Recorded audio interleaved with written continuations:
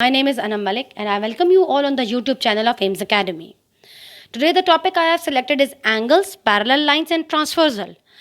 But before taking a start of my topic, I will just reinforce some concepts which will be helpful for you to understand the topic completely.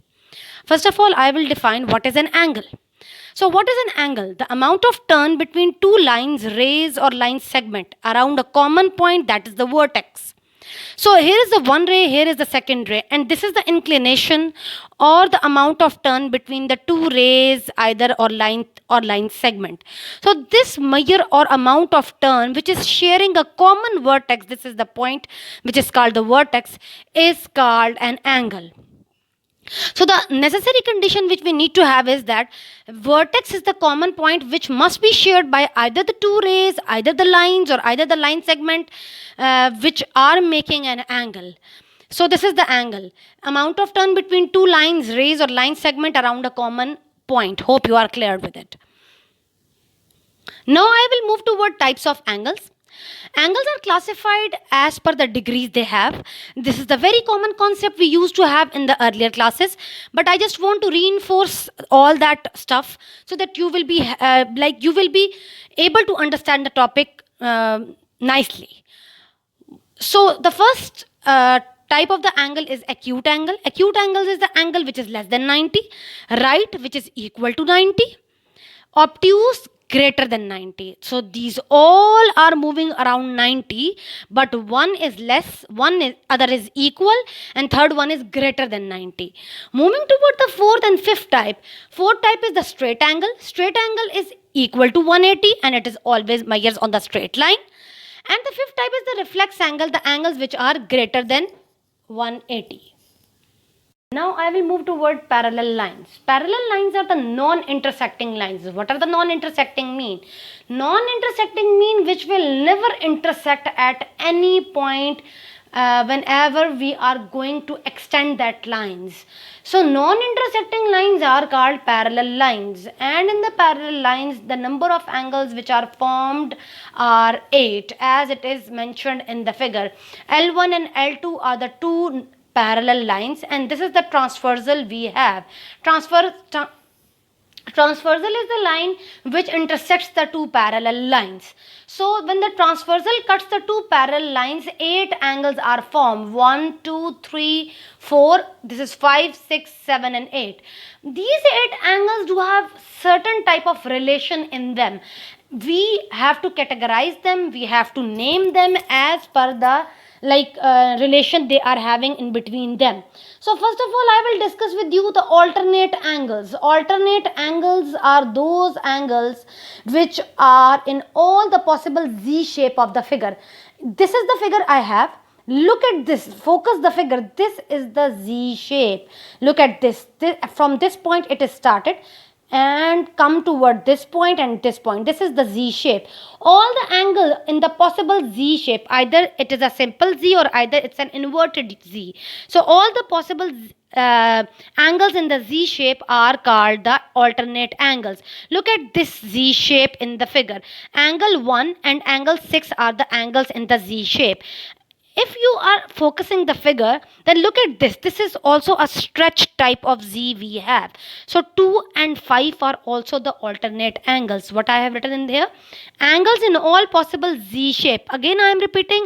Either it's a possible it's a normal Z shape, or either it's a stretched Z shape. All the possible angles are the alternate angles. 1 and 6 are alternate. 2 and 5 are alternate. Why I have put equal? Because as per rule, alternate angles are always equal. Hope you are cleared with the alternate angles. Now I am moving toward the corresponding angles. Corresponding angles are all the possible angle in F shape. Now again focus the figure. Look at this. This is the F shape in the figure. Again I am repeating, either it's a straight F shape or either it's a inverted F shape. So all the possible angles in the F shape are the corresponding angles, and corresponding angles are also equal. So look at this. This is the first angle in the F shape, 2 and then 8. Again if I will go the inverted F shape. So what is it now? Angle 1 and angle 7. So angle 2 and angle 8 are the corresponding angles, and angle 1 and angle 7 are the corresponding angles. So they both are equal. Now I will move toward the third type of angles we have in the pair of parallel lines. So the third type of angle is the interior angle. Interior angle are the angles in the C shape.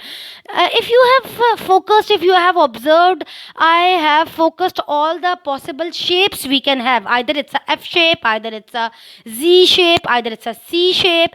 So in interior angles, I am focusing my C shape in the figure. It's not an accurate C shape, but it's quite similar to C. If I will focus the figure, so look at this now. Now I am again repeating, this is not like an accurate C, but it's quite similar to C. Look at this now. This is the C we have.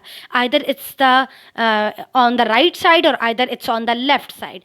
So what are the angles in the C shape? Angle 2 and angle 6, angle 1 and angle 5. So angle 2 and angle 6 are interior angle, and angle 1 and angle 5 are also interior angle. If you have observed, then I didn't put any sign of equality in them. Why? Because interior angles are not equal to each other as alternate and corresponding angles are. Interior angles are supplementary. What is the supplementary? Supplementary means angles which adds up to 180. So interior angle, when we will add, when you will discuss it in the question, if one is known, another is unknown, you can calculate the other unknown by subtracting it from 180. This is the very important result you need to remember, that interior angles are supplementary. Supplementary, again I am repeating, supplementary means they will add up to give us 180. Now move toward the last type of angle we have in the parallel lines. Actually, the V.O.A is the short form, vertically opposite angles. This is actually not the case in the parallel line, but the possible case due to the transversal in the parallel line, because the transversal is cutting the parallel line. So the angle which are all on the opposite side of the intersecting lines. Look at this line. This is the transversal. This is intersecting the line L1. So angle 1 and angle 4 are on the opposite side, and angle 2 and angle 3 are also on the opposite side. In the same way, angle 6 and 7 are on the opposite side, angle 8 and angle 5 are also on the opposite side. So these are all the possible cases we have in this figure for the vertically opposite angles. And again, the vertically opposite angles are equal. So these are all the possible cases for the angles for the parallel lines when a transversal cuts the parallel line. Hope you have understand and you enjoyed, and your concepts are enough clear now about the possible number of angles in the pair of parallel line. So do subscribe the channel, share the video, and in the case if you are having any query in the problem and you are having any problem in clearing the concept, just let us know in the comment section. We will get back to you soon. Thank you.